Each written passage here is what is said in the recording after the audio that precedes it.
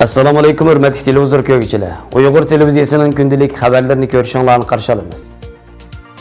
Uyg'ur kishilik huquq siyosati qonun loyihasi Amerika Kengash palatasida ma'qullikdan o'tdi. Xitoy o'qituvchilar Uyg'ur sabiylarini qutqizib qolayli dedi. Bahamada 2500 kishi yo'qolib ketdi. Uyg'urlarning an'anaviy turmush detallaridan tugman. Tövəndə diqqətinizə xəbərlərimizin təfsili məzmunlarında bolsun. 11 sentyabr günü Amerika Kengash palatasida 178 numurluq Uyg'ur kishilik huquq qonun loyihasini ma'qullaganligi bildirildi.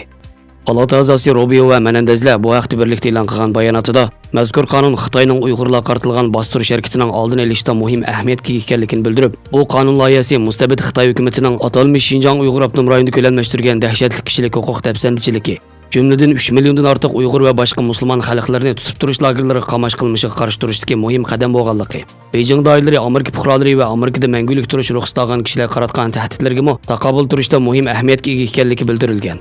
Palata a'zosi Robio Amerika hukumati Xitoy Kompartiyasining Xinjiangdagi sistemalik va ashaddiy kishilik huquq dafsandichiligi va balki insoniyatga qarshi jinoyatlarni xeli burunli javobgarlik tortish kerak edi degan.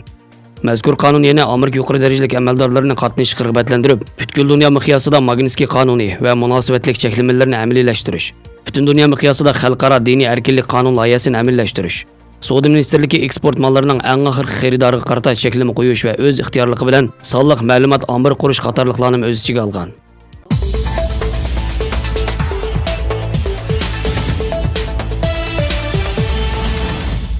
Erkin Asiya radiosi xabari. Zimiston jurnalining muxbirlari Sharq Turkistonda xizmat qilayotgan 4 Xitoy o'qituvchi bilan suhbatlashib, Xitoy hukumatining Uyg'ur tili va madaniyatini qanday vayron qilayotganligi, Uyg'ur yoshlarini ro'y jihatdan qanday qiynayotganligi haqidagi tafsilotlarga ega bo'lgan.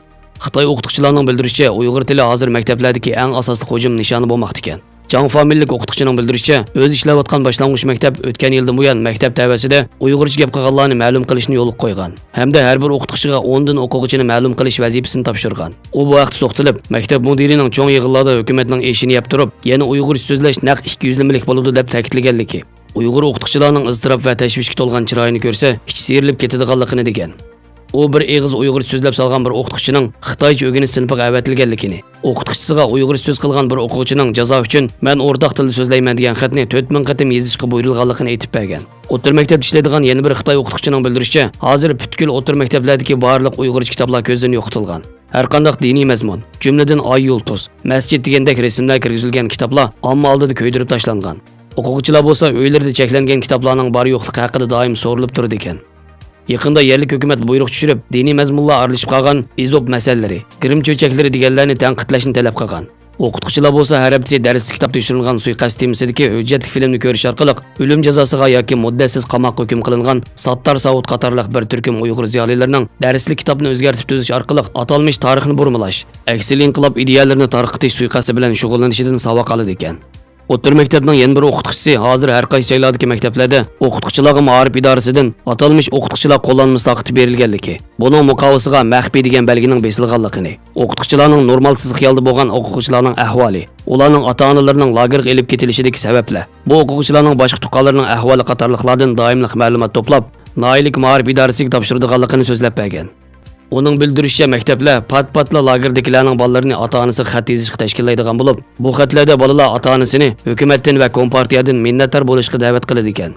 Bir o'quvchi bu vaqtda uningdan ota-onam tutib ketildi. Ularning qachon qaytib kelishini bilmayman. Shundaq turuqliq men nima uchun kompartiyaga rahmat aytaman deb so'raganda, u nima deyishini bilmay turib qolgan. Bu Xitoy o'qituvchilar mush xildagi ahvollarni umumlashtirib, Uyg'ur o'quvchilarining inson bardoshlik berolmagidek ruhiy besimlarga duch kelayotganligini, shunga qo'lidan kelgan hamma kishining Uyg'ur sabiylarini qutqizishga otlanishini alohida ta'kidlagan.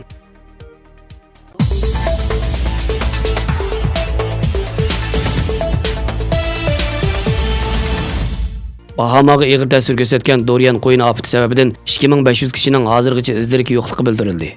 Bahama jiddiy xizmat atirti Dorian qo'yini oldin qaptida 5-kategoriyada Bahamalarni vayron qilgan bo'lib, 2500 dan ortiq kishining hozirgacha xabari yo'q ekan.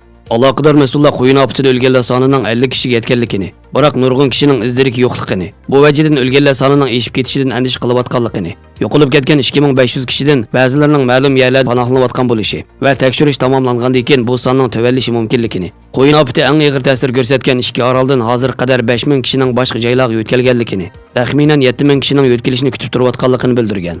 Birleşken Devletler Teşkilatı bahamalarga ziyanni aniqlash uchun tekshirish atirta avatgan bo'lib, 70 ming kishining jiddiy yordamga muhtoj ekanligini e'lon qildi. Bu qatimki Dorian qo'yin ofati rayon tarixida ko'rilgan eng cho'ng qo'yin ofati deb qayd qilindi.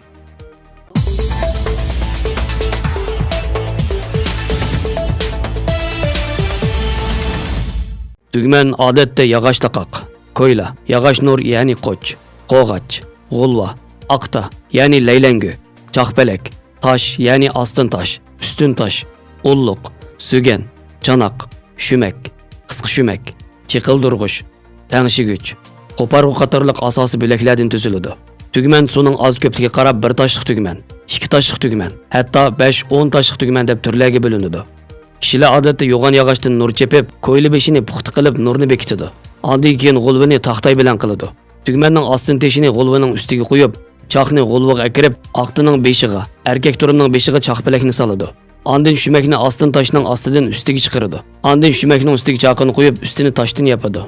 Choqning bo'y temirga parkarni silib, bir odam g'ulvining ichiga kirib choqni o'rgilitadi. Shuningdek keyin ulluq, yon taxt qatorliqlarni bekitadi. Ondan usti toshni o'qning ustiga qo'yib, bir odam g'ulviga kirib, tugmanni bir qancha qatim cho'rgiltib sinab boqadi. Chatoq bo'lmasa suygan, chanoq, chiqildirg'ish qatorliqlarni bekitadi. Shunda qilib tugmanning barliq tayyorliqlari bitgan bo'ladi. Tugman bitgandan keyin tugman egisi xayrli kundan birini tanlab, biror qo'yni o'ltirib qon qilib, masjid jamoatini chaqirib nazir berib, yangi tugman ishlarining yurishib ketishini va barakatli bo'lishini tilab, ko'pchilikning duosini olgandan keyin suganga o'gitni qo'yib, suvni qo'yib beradi. Shuning bilan on tortilishga boshlaydi. Xabarlarimizni ko'rganingizga rahmat. Ko'rishguncha omon bo'linglar. Xayr xo'sh, Allohga omonat.